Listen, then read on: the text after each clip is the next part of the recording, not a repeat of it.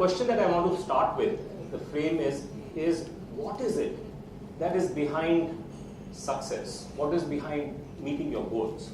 A traditional answer would be it's hard work, it's focus, it's persistence, it's resilience, and indeed it is all of that. And if there's a quicker final chance, that would be great. Yeah.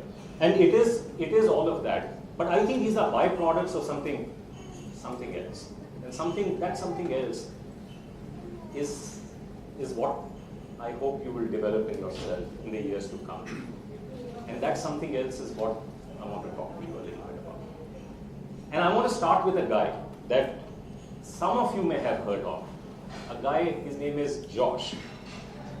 Now, he is 36 years old today. But what's remarkable is that he's an international chess grandmaster. He was declared a prodigy at the age of 6. And he's the only person ever in the US to have won every chess competition. So he won the primary chess competition for little 6-year-olds, 7-year-olds. Went on to win the elementary, the junior high, the high school competition, and then went on to become the national junior chess champion. So he won it. He's one of only 2 children. In fact, when he was 11 years old, he played with Garry Kasparov, at that time the reigning chess champion, and drew the game with him. Only 2 children have ever done that. And that he did when he was 11 years old. A remarkable fellow, no doubt, right? And then, when he was 21, he decided to embrace Tai Chi. Went on to win the world championships twice in Tai Chi. And if you read about him today, he is now on Brazilian Jiu-Jitsu, and he set a goal for himself to win, even at 36 years of age, become the world champion in that. Now, if you ask this person, by any yardstick, in his own way, he's been successful. If you ask him and say, hey, what's the greatest thing that has happened to you? And he answers, losing my first chess championship was a blessing. Why? Because it set me on a path that I could avoid lots of psychological traps.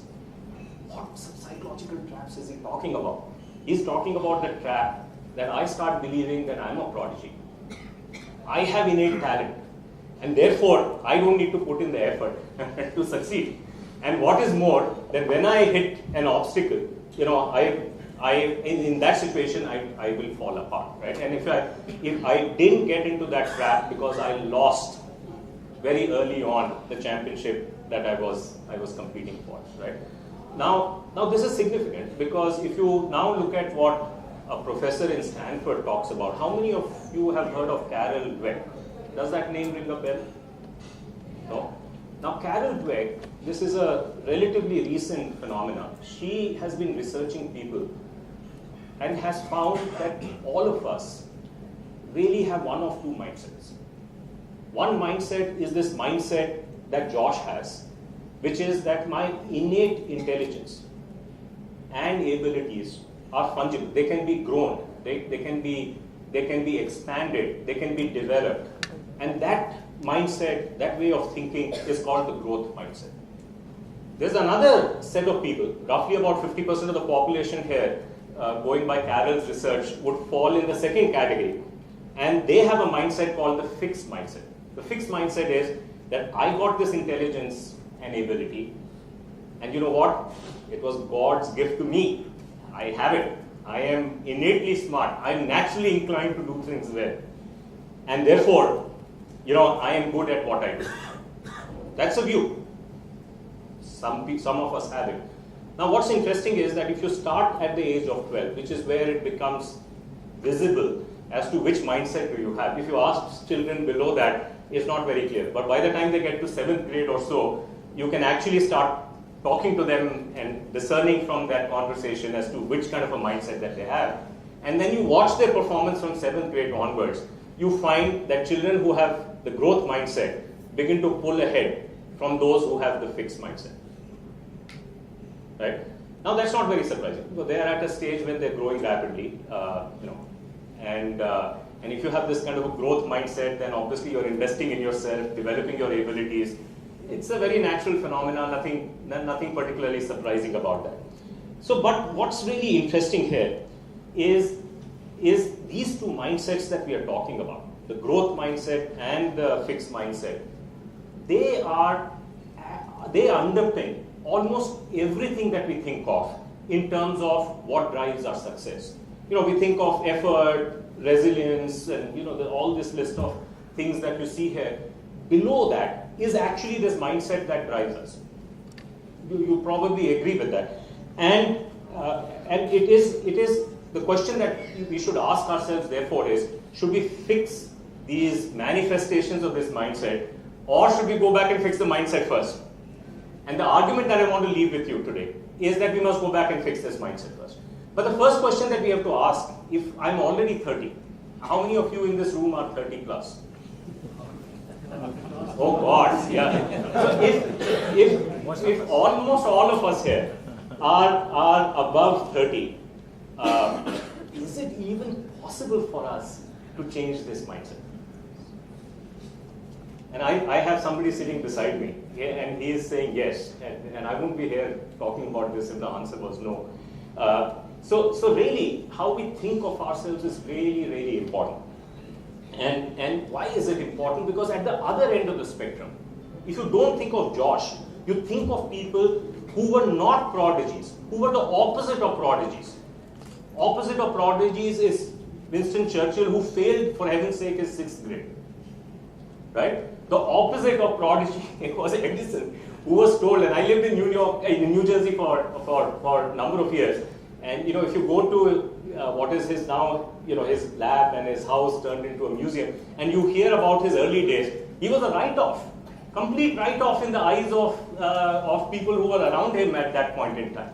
If you look at Albert Einstein, the same thing, and so on and so forth. So you find these are the opposite of Joshes that we were talking about at an earlier time. And they became successful because whether you are a Josh or you're a Winston Churchill, the common factor in the success is the fact that they embrace the growth mindset.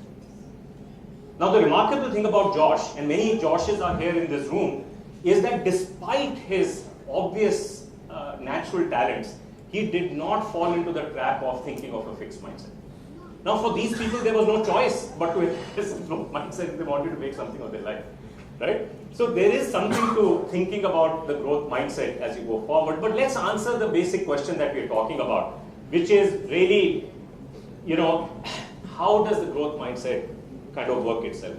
Now we know from Carroll's research and other research that has happened over the last few years how this works. If you take a person who has a fixed mindset into an fMRI machine, and take another person who's got the growth mindset, and you watch their brain activity, you find that the brain becomes active at different points. In the case of a fixed mindset, the brain becomes active when they're receiving information, when he or she is receiving information, which is giving feedback about how has that individual performed against some performance norms. In the case of a growth mindset person, you find that no, that doesn't happen, and the brain activity actually peaks when they're receiving information about how to do better the next time. So there is a physiological basis for the mindset that we are talking about. Now that's not how you're born, that's how you train yourself, but there is evidence to show that people are wired differently once they embrace a certain mindset. Now this is not surprising. We know mind is a very malleable kind of organ, and therefore you can rewire it hopefully at the age of 30 as well. But now that you have a growth mindset or a fixed mindset, things appear very different, right? Because you are dealing with setbacks in a very different way. We know people who have a fixed mindset, they deal with setback in a very different way from those who have a growth mindset. What do? They say, hey, I had this setback, this means I'm incapable. If I'm incapable, my ego tells me I don't want to declare myself as incapable. So what should I do? I should lose interest in this. So what you see as a motivation problem, hiding behind that usually is a fixed mindset. The person with a growth mindset deals with a setback very differently. They say, hey, what does this mean? This means I've got to go back and fight this problem and develop my abilities even further.